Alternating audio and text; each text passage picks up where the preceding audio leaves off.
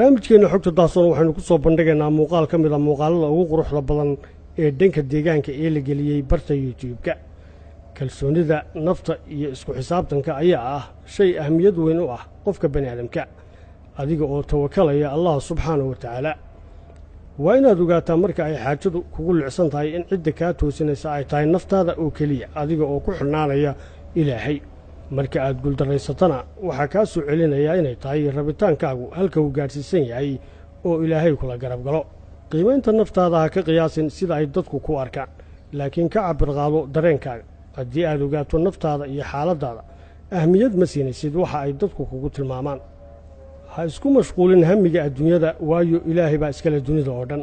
hana ku lumin wakhti badan ka fekerka hantida iyo mulkigeeda, waayo dhammaanteed waxa bixiya ilaahay subxaanahu wa ta'ala.